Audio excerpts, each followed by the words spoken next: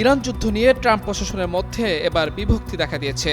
ইরানে আগ্রাসন চালানো নিয়ে যুক্তরাষ্ট্রের দুই প্রভাবশালী মন্ত্রীর মধ্যে ব্যাপক বাকবিতণ্ডা হয়েছে। গত 28 ফেব্রুয়ারি যুক্তরাষ্ট্র ও ইসরায়েল যৌথভাবে ইরানে আগ্রাসন চালায়। যুক্তরাষ্ট্র এই অভিযানের নাম দিয়েছে অপারেশন এপিক ফিউরি।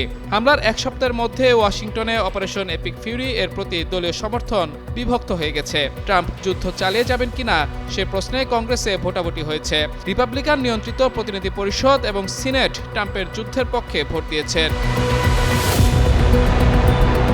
সংবাদ মাধ্যম CNN এর জরিপে দেখা গেছে 77% রিপাবলিকান যুদ্ধকে সমর্থন করেছেন, আর ডেমোক্র্যাটদের মধ্যে যুদ্ধকে সমর্থন দিয়েছেন মাত্র 18%। ট্রাম্পের উপদেষ্টাদের মধ্যে যারা যুদ্ধকে সবচেয়ে বেশি সমর্থন করেন তাদের মধ্যেও সংঘাত এগিয়ে নেওয়ার ধরন নিয়ে মতবিরোধ রয়েছে।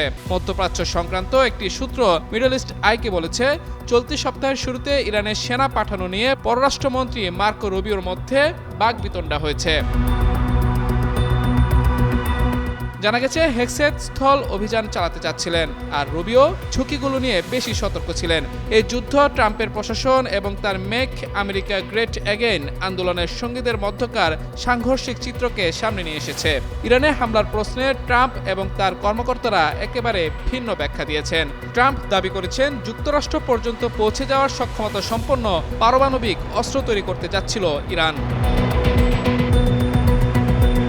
আর ট্রাম্পের পররাষ্ট্রমন্ত্রী মার্কো রুবিও বলেছেন, যুক্তরাষ্ট্র ইসরায়েলের সঙ্গে এমন এক হামলায় যোগ দিয়েছে যা যে কোনোভাবেই হোক ঘটত।